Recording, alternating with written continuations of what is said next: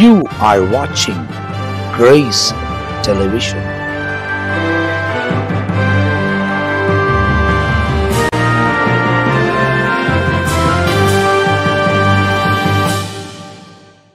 இயேசு கிறிஸ்து நாமத்தில் உங்கள் யாவருக்கும் அன்பின் வாழ்த்துக்கள். இந்த நல்ல காலை நேரத்தில் இன்னொரு எபிசோடு ஆகிய இயேசுவோட பேசும் நிகழ்ச்சியில் சந்திப்பதில் மிகுந்த மகிழ்ச்சியாக இருக்கிறேன். கர்த்தர் நம்மை ஆசீர்வதித்து நடத்துகிற தேவனாக இருக்கிறார்.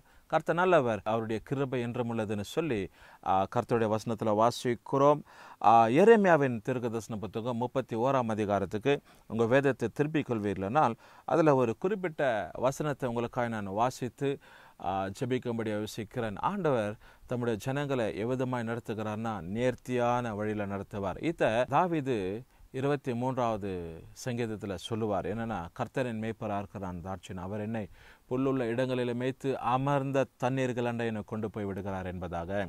பிரியமான தேவஜனமே, இந்த காலை நேரத்தில் எரேமியாவின் தீர்க்கதரிசன புத்தகத்திலிருந்து ஒரு வாக்கியத்தை பார்க்க போகிறோம். தேவன் எப்போதும் நேர்த்தியான வழியில் ஆசீர்வாதமான ஒரு பாதைகளுக்கு தான் கர்த்தர் நம்மை நடத்துவார். அதனால 9ஆம் வசனத்தை உங்களுக்காக நான் வாசிக்கிறேன் பாருங்க. ஆண்டவர் ஒரு திட்டமான ஒரு காரியத்தை வச்சிருக்கிறாரு.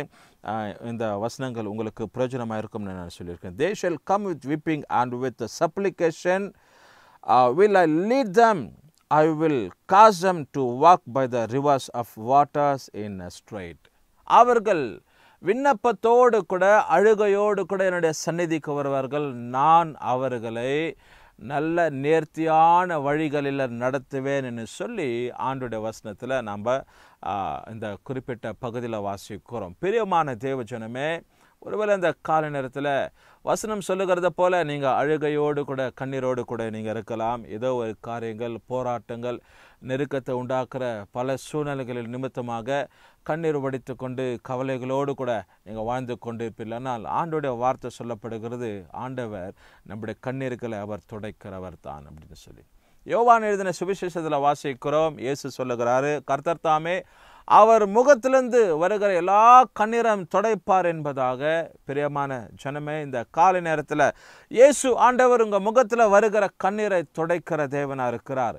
குறிப்பாக தம்முடைய பிள்ளைகளை, அவரை நம்பி வந்தவங்களை அவர் நேர்த்தியான பாதைகளுக்குள்ளாக, அழகான வழிகளுக்குள்ளாக, நதி ஓரமாக நடத்துகிறவர்னு சொல்லி வசனத்தில் வாசிக்கிறோம். ஆகையினால நதி ஓரமாக ஏன் நடத்துகிறார், ஏன் நேர்த்தியான பாதையில் நடத்துகிறார், ஏன் அப்படிப்பட்ட வார்த்தைகள் இந்த இடத்துல சொல்லப்பட்டு இருக்கிறதுனா, இந்த நதியாகப்பட்டது அந்த தண்ணீர் புறப்பட்டு அப்படியே ஓடிக்கொண்டு இருக்கும்.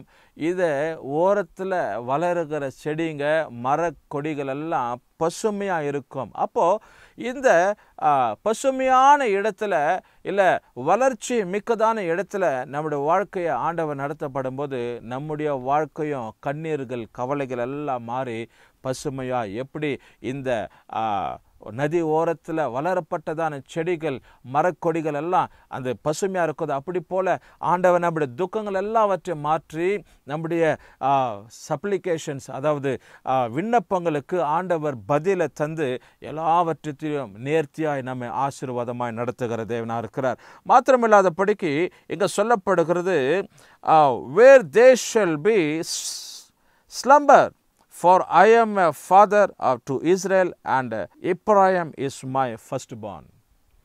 வசனம் சொல்லப்படுகிறது, நான் இங்கே இஸ்ரவேல் தளர்ந்து போகிற, தள்ளாடப்படுகிற இஸ்ரவேலுக்கு நான் தகப்பனாக இருக்கிறேன்.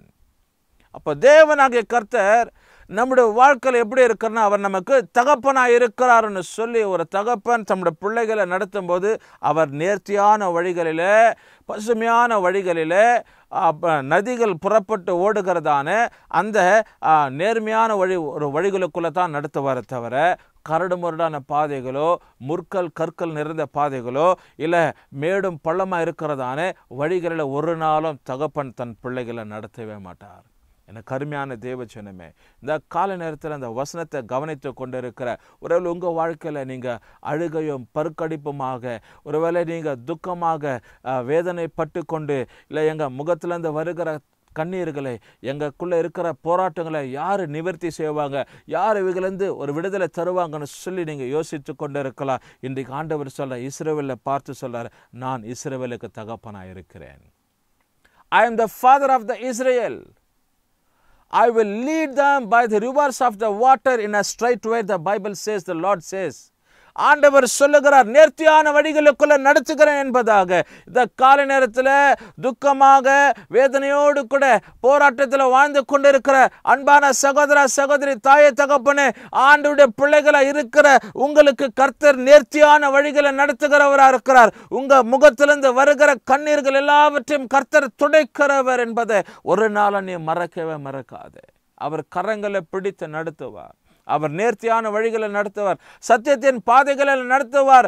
துக்கமான காரியங்களை கர்த்தர் மாற்றி உன்னுடைய விண்ணப்பங்களுக்கு தேவன் நிச்சயமாக பதில் தருகிற தேவனாக இருக்கிறார். அதனால இந்த காலை நேரத்தில் எந்த விஷயத்தை குறித்தோ எதை குறித்து சோர்ந்து போகாதபடி ஆண்டவரை மாத்திர சார்ந்து கொள்வாயானால் ஆண்டவர் சொல்றாரு, எப்ராயிமே நீ என்னுடைய முதல் பேரானவன் என்று சொல்லி. You are my first born Ephraim.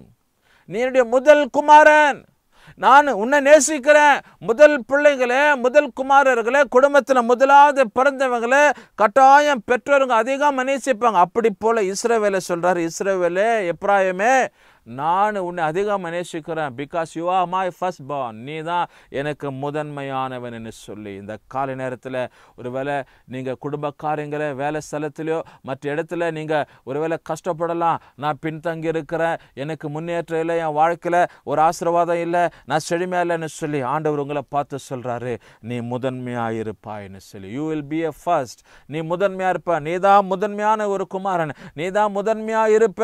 உன்னை தான் மேலே உயர்த்தி வைப்பேன்னு சொல்லி ஆண்டவர் இந்த கால நேரத்தில் இந்த வசனத்தை கவனிக்கிறவனை பார்த்து ஆண்டவர் சொல்லுகிறார், எனக்கு அருமையான தேவ ஜனமே, நீ எந்த சூழ்நிலையில் இருந்தாலும் பரவாயில்ல, ஆண்டவருக்கு உன்னுடைய இருதயத்தை விட்டு கொடுத்து நீ தேவனுக்காக வாழும்போது ஆண்டவருடைய வார்த்தைங்க, அவருடைய வசனங்கள், அவருடைய எல்லா விதமான வழிநடத்துதல் உன்னுடைய வாழ்க்கையில் தேவன் முன் பட்சத்திலிருந்து கர்த்தர் நீர்கால்களின் ஓரமாய் நடப்பட்ட செடி அல்லது இந்த நேர்த்தியான வழிகளுக்குள்ளாக ஆண்டவராக தேவன் உன்னை நடத்த, உன் குடும்பத்தை நடத்த, பிள்ளைங்களை நடத்த தேவன் சுத்தமுடையவராக இருக்கிறார்.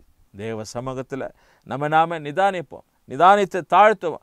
ஆண்டவரே, எனக்குள்ளே இருக்கிற குறைபாடு, ஏன் எனக்குள்ள ஒரு பலவீனம், எனக்குள்ள ஒரு சந்தேகம், என்னை ஆண்டவர் நடத்தி கொண்டு இருக்கிறாரா இல்லையா, என் வாழ்க்கை எப்படி என் போராட்டத்தில் இருக்குது, என் வாழ்க்கையில் கண்ணீர் இருக்குது, என் விண்ணப்பம் கேட்கப்படுதா இல்லையான்னு சொல்லி ஒரு பெரிய கேள்விக்குள்ள வாழ்ந்து கொண்டு இருக்கிற தேவச்சனமே, நீ யாராக இருக்கட்டும், இந்த கால நேரத்தில் உன்னுடைய வாழ்க்கையை ஆண்டவராக இயேசுவுடைய கரத்தில் ஒப்புவி. Commit thy ways, commit thy life to the Lord. He will lead into a righteous path, because the Lord loves the Israel, the Ephraim, the firstborn. ஆண்டவர் இஸ்ரவேலா இருக்கிற, எப்ராயிமா இருக்கிற முதல் பேரானவனை கர்த்தர் அதிகமாக நேசிக்கிறார்னு சொல்லி வேதத்தில் வாசிக்கிறோம். The Lord bless you. ஆண்டவராக தேவன் உங்களை நிச்சயமாக ஆசீர்வதிப்பார். நம்ம ஜெபிக்க போகிறோம். கண்களை மூடி என்னோடு கூட இந்த கால நேரத்தில் ஆண்டவர் என் துக்கமெல்லாம் மாறி நான் மகிழ்ச்சியில் சந்தோஷத்தில் ஆனந்தத்தில் என் வாழ்க்கை ஆண்டவரை காணப்பட நீரே என்னை கரம் பிடிச்சு நடத்துங்கன்னு சொல்லி தேவ சமூகத்தில் விட்டு கொடுப்போமா.